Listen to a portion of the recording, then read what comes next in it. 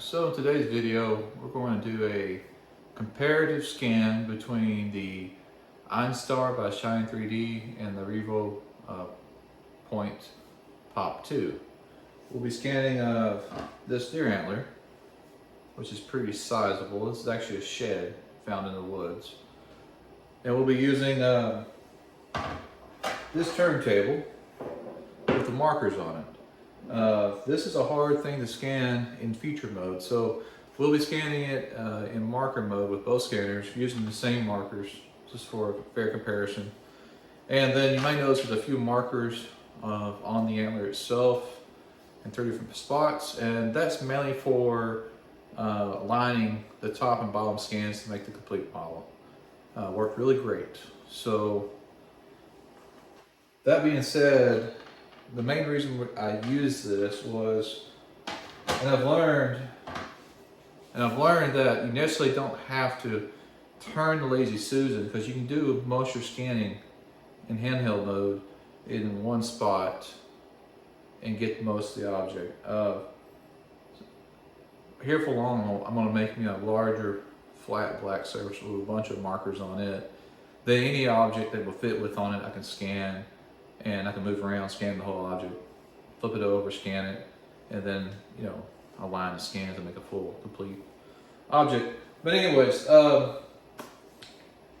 you'll see here in a little bit, this video didn't go quite the way I planned because I had another camera filming with all the audio, commentary, and I had my screenshot captures from my computer of both softwares during the scanning process, and I was explaining things as I went, and then I lost all the information on the other camera. So I'm shooting this now on a cell phone. So I lost all that. So now all the screen captures, what I have left, will actually be sped up a little bit just to show the overall process. The Pop2 did not give enough good data to actually complete and have a solid mesh modeling in.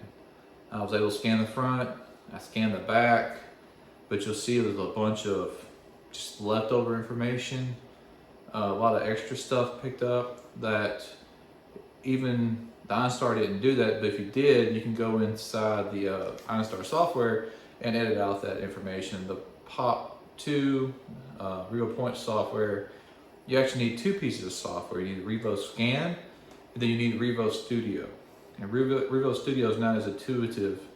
That workflow process is not as intuitive as doing it all at one time in the Einstar software and completing the project.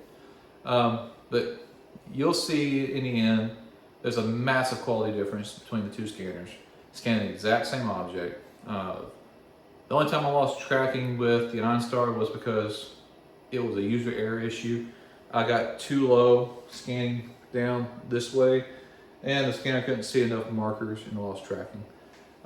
With Pop2, I was actually scanning like dead on like this, looking down at the markers and slowly turning the turntable, and it was losing tracking.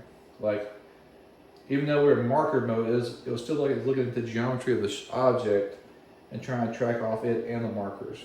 And so it kept losing tracking. Or I had a bunch of little jaunties coming off of these different points on the antlers, and that's the bad data I kept getting with it. So as far as time-wise, it took about 30 minutes, beginning to end, with all the PC processing time, everything, to get a STL of this object right here.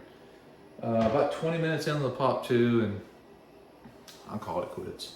The flares, full disclosure, I purchased both these scanners with my own money.